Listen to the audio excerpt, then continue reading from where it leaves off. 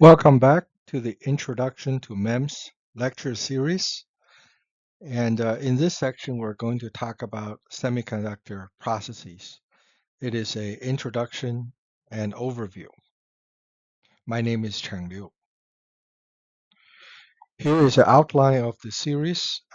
We talked about uh, introduction to MEMS, why semiconductors are important, a overview of the chip industry, and the competition for facilities and cost. So let's talk about the semiconductor process that are available today. There's quite a lot of tools in a semiconductor engineer's toolbox. It'll start with silicon. Silicon is a semiconductor material. It is a crystal material. We have to use a single crystalline silicon. And this is a silicon with a 110 view. And if you use polycrystal silicon or um, amorphous silicon, you cannot control the number of carriers and you cannot form effective switches. So the silicon wafers are typically made to 100 type. And in the past, people cut major flats and minor flats to indicate the type of wafer, as well allowing the orientation of wafers in a silicon processing machine. And as the wafer gets bigger and bigger to 8-inch, 200 nanometers, or 12-inch, 300 nanometers, the flats are no longer possible. People are using notches. And the single crystal silicon forms a forest of lattices. You can have 100 wafers, and you can have 110 wafers and 111 wafers. You can have different kind of frontal crystalline surface as your wafer substrate. The silicon material, as I mentioned before, comes in different flavors. Single crystal is the highest quality, and you can have either the bulk silicon as single crystal, or you can have thin film silicon grown by epitaxy. So those are all single crystal silicon. Polycrystal silicon are used for solar cells. For example, amorphous silicon can be used for solar cells. And silicon can also form compounds with nitrogen or oxygen. When you react silicon with nitrogen, they form silicon nitride. They have very unique, distinct colors. And you can also grow silicon dioxide or silicon oxide. The uh, wafers, as you can see, have different color to indicate their thickness. And sometimes, even in the same wafer, the color is a little different. And this indicates that the thickness may not be exactly uniform. As we discussed, not only the density of circuits getting smaller, the size of the gates getting smaller, but the complexity of circuits are also increasing. Therefore, to accommodate for larger dies, you want to have larger wafers. Modern wafers are as close to 450 nanometers. This is a 12-inch wafer. This is an 8-inch wafer. So this is very, very big, and the uh, the size of the wafer and the weight itself is considerable. Uh, there are pros and cons of using larger wafers. Uh, the pros for using larger wafer is, of course, more dies per wafer. However, you should note that most of the dies on the edge will be bad anyways. So there's a lot of waste. The cons for using a larger wafer are the following. Um, First of all, uh, large equip, uh, large investment for facilities, equipment, and wafers.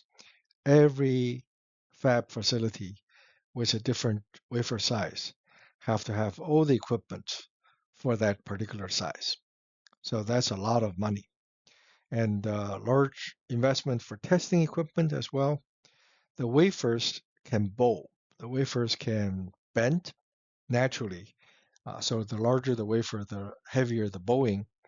And this introduces difficulties with photolithography, and the focus at different regions on the wafer may change. And you have non-uniformity of resist coating, deposition, and etching getting more and more severe as the size of the wafer increase. The way that single crystal silicon is formed is shown here. We start with a crystal seed. This seed is a perfect single crystal, and this seed is lowered into molten silicon and slowly drawn away. As the seed is pulled up, it forms single crystal materials as it pulls out. This forms an ingot. This ingot is typically following the same crystal orientation as a seed. And if you pull it quickly, then the diameter would be smaller. If you pull it slowly, then the diameter would be larger and the ingot would be quite heavy. After this ingot is pulled out, we use wire saws to cut them, polish them to form the wafer. Then the processing forms dies. Dies are diced off and packaged. We have talked about the processing technique in the past, but let's discuss here again. This is for forming a single MOS transistor. Basically, we repeat the lithography, deposition, and etching steps many times in order to form a single MOS transistor. But the good thing about this planar VLSI process is that you form billions of transistors in the same number of steps as you form one. A standard IC process is shown here. This is the top view with dies and patterns, side view with metal and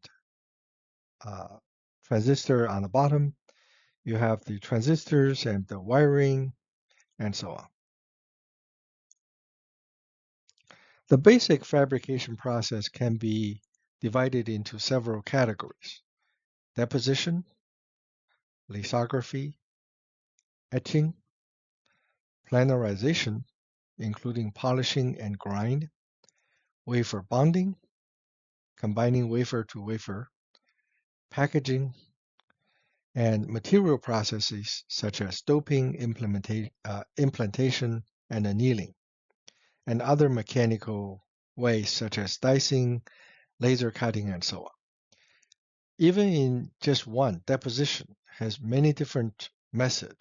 You can do spin coating, evaporation, electroplating, reactive growth, chemical vapor deposition, sputtering, MOCVD, metal organic CVD, ALD, atomic layer deposition.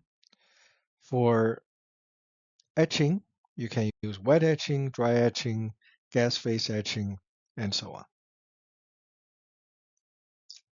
In order for semiconductor process to be successful, people not only invented the VLSI concept, but they invented the way to make silicon. They also invented almost every piece of machinery that is used for alignment, lithography, deposition, and etching. That's quite an amazing array of engineering talents. Now let's talk about a little bit of wafer lithography. For lithography, the photoresist is spin coated onto a wafer. The way it works is you have the wafer placed on a rotating chuck. The photoresist material is placed in the center, and centrifugal force causes the resist to uniformly cover the wafer surface. One of the very important processes in semiconductor is oxidation. Oxidation involves reacting pure oxygen with the silicon material. You have the silicon material after exposing to silicon to oxygen for a long time. You form oxide. Part of the oxide is formed under the original surface, and part of that is formed outside of the original surface. So this forms the oxide, and the oxide has very high quality and therefore is a great gate material for the O in the MOS transistor. Uh, for different oxidation time and different temperature, you can have different oxidation thickness. A typical oxide furnace looks like this. Metal can be deposited on surfaces using either sputtering or evaporation. In the uh, case of sputtering, uh, ions are bombarding the target. The target let loose of some of the metal particles, and they travel through the vacuum to the substrate. So you can have different targets, and physically you can put on different layers of metallization. You can also have sputtering where you heat up this piece of source material, and the metal literally boil and evaporate and forms a thin layer on the opposite side, which is the substrate. Etching can be done using what's called a plasma etching. Plasma etching involves a material state called plasma. A plasma is basically a ionized gas. You have a gas placed in between two electrodes. The electrodes are passed with high voltage, either AC or DC voltage, and it causes the air to be charged, and they form what's called a plasma, ionized plasma. The ionized plasma can react with the surface material, such as silicon or metal, whatever, and they can also be um, accelerated in an electric field so that they can physically bombard the surface. So the combination of chemical and physical material interaction causes what's called a plasma etch. You can also have plasma deposition where you form the plasma and the plasma can react and forms materials on the surface. The plasma deposition machine is sometimes referred to as a CVD or PECVD machine. PE stands for plasma enhanced chemical vapor deposition, using plasma energy to strengthen the chemical vapor deposition. Chemical vapor deposition refers to reaction of chemistry of vapors or gases to form solid surfaces, solid materials on surface. And this is a typical PECVD machine where the electrode chambers with vacuum is shown here. And all the rest is electronics and radio frequency power supply units. There's another way to do CVD, chemical vapor deposition. It's called LPCVD, low pressure chemical vapor deposition. Whereas PECVD uses plasma energy to enhance the CVD speed, LP uses high temperature to enhance it. So it's typically done in a chamber where the vacuum or the gas pressure is controlled. Temperature ranges from 500 to 800 degrees. Pressure ranges from 200 to 400 millitorr. 1 torr is 1/760th of atmospheric pressure. The gas mixture can be 2 or 3 gases mixed together, and in a system you can grow CVD material on many wafers on a boat. Here are equipment for the LPCVD system. It can have many chambers, and wafers coming out of a boat have the LPCVD material.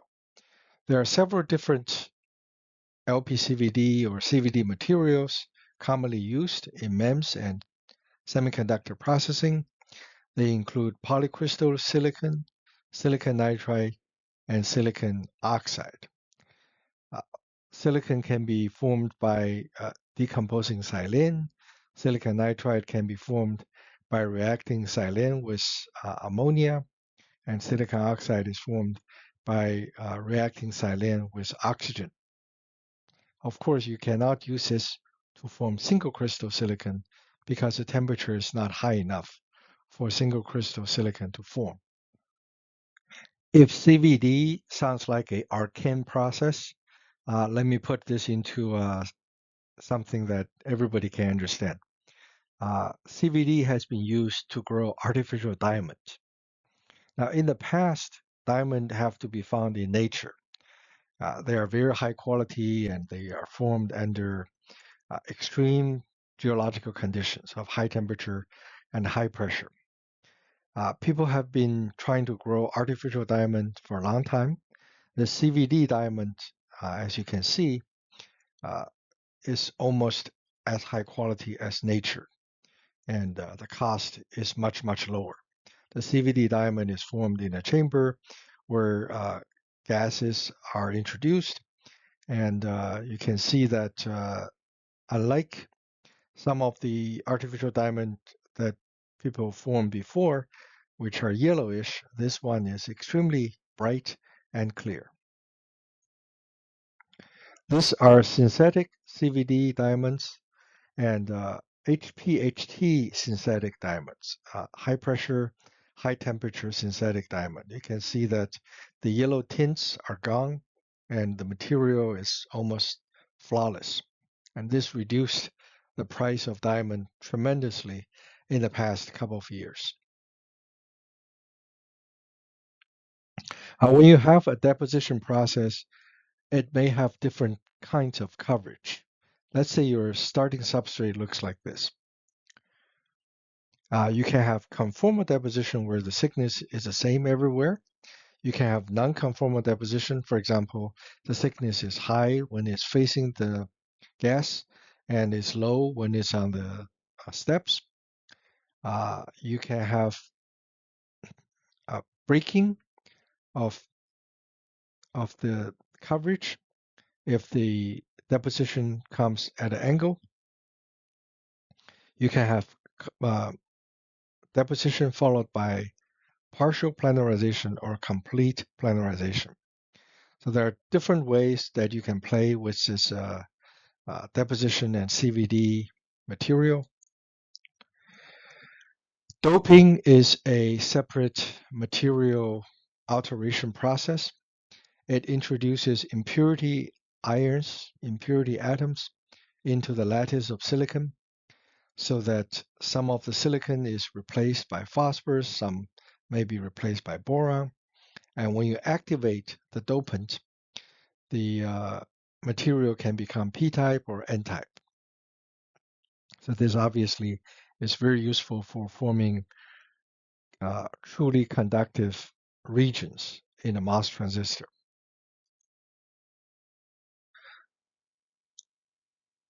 There are other kinds of materials that can be used, and the list is almost unlimited.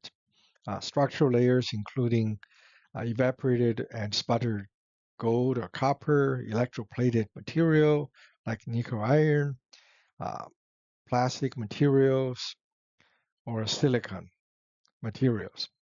There are also sacrificial layers that can be initially used to support another layer and then later removed. They can be resist, they can be copper, they can be oxide, they can be thermally grown oxide, or even silicon or polysilicon. So the number of materials that can be used and can be used in combination is almost unlimited. Part of the fun and the challenge of a good MEMS uh, practitioner is to know all these materials and their power.